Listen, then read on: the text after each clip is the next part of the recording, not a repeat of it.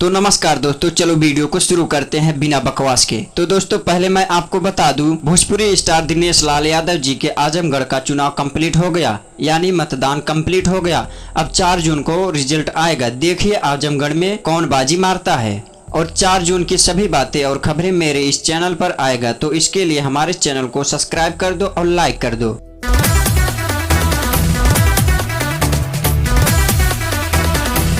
तो अब बात कर लेते हैं भोजपुरी पावर स्टार पवन सिंह के बारे में।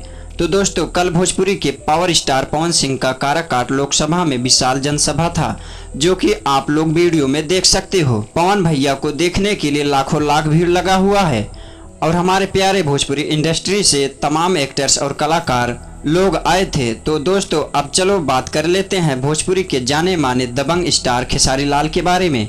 भोजपुरी के दबंग खेसारी लाल यादव और पवन सिंह का चुनाव प्रचार करने के लिए 28 तारीख को आने वाले हैं। जी हां दोस्तों, कंफर्म डेट है 28 तारीख को खेसारी लाल यादव काराकाट में पवन सिंह का चुनाव प्रचार करेंगे। तो दोस्तों अब बात कर लेते हैं रितेश पांडे के बारे में। रितेश पांडे का जिनका एक बहुत ही जबरदस्त और सुंदर गाना आने वाला है, जिस गाने का नाम है राजा छोड़ दो। इस गाने को रिलीज किया जाएगा सारेगामा हम भोजपुरी के यूट्यूब चैनल पे 1 से 2 दिन के अंदर में, और इस गाने की टीजर आप सभी के बीच में आ चुका है सारेगामा चैनल पर। अब बात कर लेते हैं पावर स्टार पवन सिंह के बारे में। पवन सिंह का हर हर गंगे फिल्म का टाइटल सॉन्ग आप सभी के बीच आने वाला है। D arrange record Bhojpuri YouTube channel पे इस टाइटल सॉन्ग को 27 तारीख को सुबह 6:30 पे D arrange record Bhojpuri YouTube channel पे इस टाइटल सॉन्ग को सुनिए। बहुत ही सुंदर है और बहुत ही जबरदस्त गाना आने वाला है पवन सिंह का हर हर गंगे। अब बात कर लेते हैं Bhojpuri action king Acer Mishra के बारे में। इनका एक सुपरहिट फिल्म दिल लागल दुपट्टा वाली 2 के तरफ से इस फिल्म को बहुत जल्द टीवी पर चलाया जाने वाला है, यानी कि दोस्तों अगले महीने इस फिल्म को टीवी पे चलाया जाएगा। अब बात कर लेते हैं भोजपुरी फिल्म सौतन के बारे में।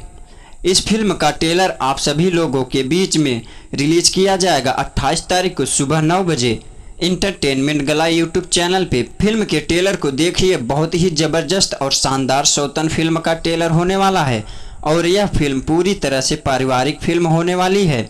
और दोस्तों आपके छोटे भाई से जो भी छोटा मोटा गलती इस वीडियो में हुई हो तो उसे क्षमा कर देना। तो ऐसे ही और वीडियो की जानकारी पाने के लिए हमारे चैनल को सब्सक्राइब कर दो और लाइक कर दो। मिलते हैं नेक्स्ट वीडियो में, तब तक के लिए bye bye, tata, see you.